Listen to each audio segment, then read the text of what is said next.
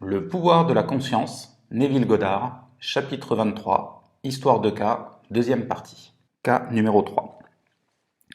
Ceci est l'histoire d'un résultat très inattendu d'une entrevue avec une dame qui est venue me consulter. Un après-midi, une jeune grand-mère, une femme d'affaires de New York, est venue me voir, accompagnée de son petit-fils de 9 ans. En réponse à ses questions, je lui ai expliqué la loi de l'hypothèse du vœu exaucé, décrivant en détail la procédure à suivre pour atteindre un objectif. Le garçon jouait tranquillement avec un jouet pendant que j'expliquais à sa grand-mère la méthode d'assumer l'état de conscience qui serait le sien quand le désir est accompli. Je lui ai raconté également l'histoire du soldat qui chaque soir, endormi, se croyant être dans le lit de sa maison.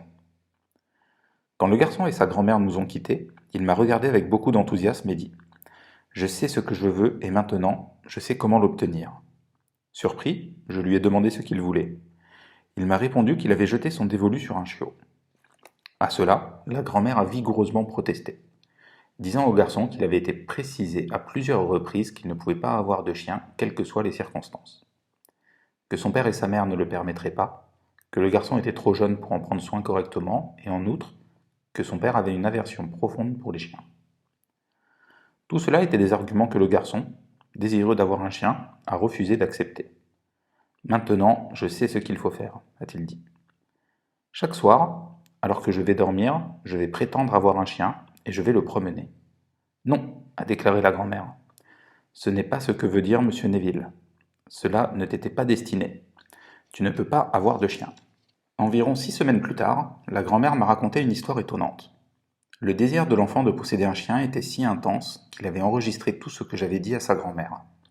La façon d'atteindre son désir, et il croyait implicitement qu'enfin, il savait comment avoir son chien. En mettant cette croyance en pratique de nombreuses nuits, le garçon a imaginé son chien couché à côté de son lit. En imagination, il caressait le chien, sentant réellement sa fourrure. Des pensées, comme jouer avec le chien et le prendre pour une promenade, emplissent son esprit. En quelques semaines, c'est arrivé.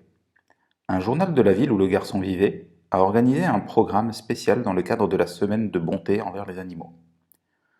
Tous les écoliers ont été invités à écrire un essai sur « Pourquoi je voudrais avoir un chien ?» Après que les rédactions de toutes les écoles aient été soumises et jugées, le gagnant du concours a été annoncé. Le même garçon qui quelques semaines auparavant dans mon appartement à New York m'avait dit « Maintenant, je sais comment obtenir un chien », en était le gagnant. Lors d'une cérémonie publique, les histoires et des images ont été publiées dans le journal et le garçon a reçu un beau chiot de race collée. En racontant cette histoire, la grand-mère m'a dit que si le garçon avait reçu de l'argent pour acheter un chien, les parents auraient refusé de le faire et l'auraient utilisé pour le mettre en banque sur un carnet d'épargne à son nom. De plus, si quelqu'un avait fait le cadeau d'un chien au garçon, il l'aurait refusé ou renvoyé. Mais la manière par laquelle le garçon a obtenu le chien, la façon dont il a gagné le concours de toute la ville, les histoires et les images dans le journal, la fierté de la réussite et la joie du garçon lui-même, tous combinés, a provoqué un changement de cœur chez les parents. Et ils se sont retrouvés à permettre l'impossible. Ils lui ont permis de garder le chien. La grand-mère m'a expliqué tout cela, et elle a conclu en disant qu'il y avait un type particulier de chien sur lequel le garçon avait mis son cœur, un collé. Quatrième cas. Ceci a été raconté à l'ensemble du public à la fin d'une de mes conférences par la tante de l'histoire. Suite à ma conférence sur la loi de l'hypothèse, une femme qui a assisté à de nombreuses conférences et qui a eu des consultations personnelles avec moi à plusieurs reprises, s'est levée et a demandé la permission de raconter une histoire illustrant comment elle avait utilisé la loi avec succès. Elle a raconté qu'en rentrant de la conférence de la semaine précédente, elle avait trouvé sa nièce abattue et terriblement contrariée. Le mari de la nièce, qui était officier dans l'armée de l'air et stationné à Atlantic City, venait d'être muté, avec le reste de son unité, au service actif en Europe. Elle lui a raconté en larmes que la raison pour laquelle elle était contrariée était qu'elle avait espéré que son mari serait affecté en Floride en tant qu'instructeur. Ils aimaient tous les deux la Floride et étaient impatients d'être stationnés là-bas, et surtout de ne pas être séparés. En entendant cette histoire, la tante a déclaré qu'il n'y avait qu'une seule chose à faire, appliquer immédiatement la loi de l'hypothèse du vœu exaucé. Nous allons actualiser cela, dit-elle.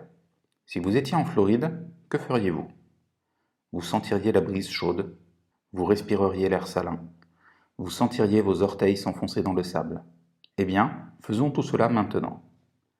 Ils ont enlevé leurs chaussures, éteint les lumières, et en imagination, il se sentait en Floride. Ressentant la brise chaude, respirant l'air de la mer, glissant leurs orteils dans le sable. 48 heures plus tard, le mari a reçu un changement d'affectation. Ses nouvelles instructions étaient de se rendre immédiatement en Floride en tant qu'instructeur de la force aérienne. 5 jours plus tard, sa femme prenait le train pour le rejoindre. Alors que la tante, pour aider sa nièce à atteindre son désir, celle qui se joignit à la nièce en supposant l'état de conscience adéquat, elle ne se rendit pas en Floride. Ce n'était pas son désir, mais d'autre part, c'était le désir intense de la nièce. Cas numéro 5. Ce cas est particulièrement intéressant en raison du court intervalle de temps entre l'application de cette loi d'hypothèse et sa manifestation visible. Une femme était fort préoccupée. Elle possédait un charmant appartement urbain et une grande maison de campagne. Mais il est absolument essentiel financièrement qu'elle loue son appartement, si elle et sa famille voulaient passer l'été dans sa maison de campagne. Les années précédentes, l'appartement avait été loué sans difficulté en début de printemps. Mais le jour où elle m'a contacté, la saison de location pour trouver un colocataire d'été était terminée. L'appartement était dans les mains des meilleurs agents immobiliers depuis des mois, mais personne n'était intéressé, même à venir le voir. Quand elle m'a décrit la situation, je lui ai expliqué comment la loi de l'hypothèse pourrait être prise en compte pour résoudre son problème. Je lui ai suggéré d'imaginer que l'appartement avait été loué par une personne qui souhaitait une occupation immédiate, et en supposant que c'était le cas, son appartement serait loué. Afin de créer le sentiment naturel nécessaire, le sentiment que c'était déjà un fait que son appartement était loué, je lui ai suggéré de s'endormir cette nuit-là, s'imaginer elle-même, non pas dans son appartement, mais dans n'importe quel endroit où elle dormirait si l'appartement était soudainement loué. Elle a rapidement saisi l'idée et a déclaré que dans une telle situation, elle dormirait dans sa maison de campagne, même si elle n'était pas encore ouverte pour l'été. Cet entretien a eu lieu un jeudi. À 9 heures, le samedi matin suivant, elle m'a téléphoné de sa maison de campagne, excitée et heureuse. Elle m'a dit que le jeudi soir, elle s'était endormie effectivement en imaginant qu'elle dormait dans le lit dans sa maison de campagne située à de nombreux kilomètres de l'appartement occupé.